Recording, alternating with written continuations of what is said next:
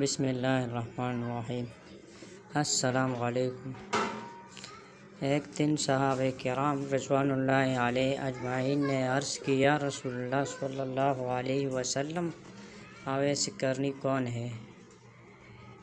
آپ صلی اللہ علیہ وآلہ وسلم نے ارشاد فرمایا، اس کا قد درمیانہ، سینہ چوڑا، رنگ شدید گندمی، اس کی نگاہیں جھکی جھکی، اپنے سیدھے ہاتھ کو الٹے ہاتھ میں رکھ کر قرآن پاک کی تلاوت کرتا ہے، زاروں قطار رونے والا ہے۔ اس کے پاس 2 چادریں ہیں، ایک بچھانے کے لیے اور ایک اڑنے کے لیے۔ دنیا والوں میں گمنام ہے، لیکن آسمان میں اس کا خوب چرچا ہے۔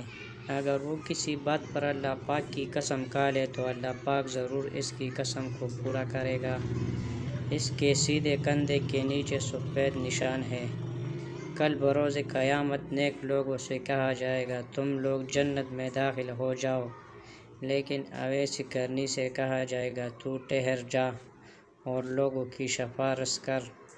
چنانچہ وہ قبیلہ ربیعہ اور مضر کے لوگوں کی تعداد کے برابر گنہگاروں کی سفارش کرے گا۔ پھر آپ صلی اللہ علیہ وآلہ وسلم نے حضرت سیدنا عمر فاروق رضی اللہ تعالیٰ عنہ اور سیدنا علی المرتضیٰ کرم اللہ وجہہ کو مخاطب کر کے ارشاد فرمایا، جب بھی تم دونوں کی ملاقات اویس قرنی سے ہو تو اس سے اپنے لیے دعائے مغفرت کروانا۔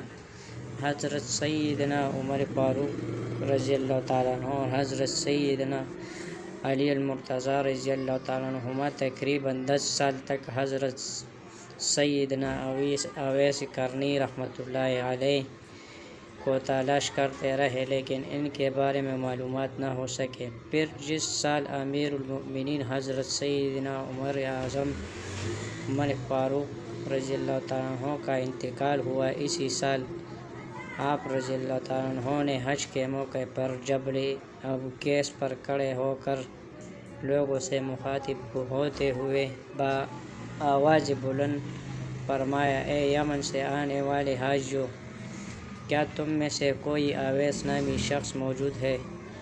یہ سن کر ایک بوڑھا شخص کھڑا ہوا اور عرض کی، ہم نہیں جانتے کہ آپ کس اویس کے متعلق پوچھ رہے ہیں۔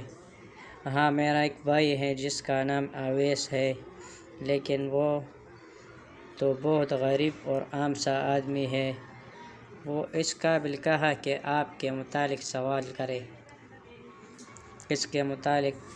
کرے، وہ تو ہمارا چرواہا ہے اور ہمارے ہاں اس کی کوئی قدر و منزلت نہیں۔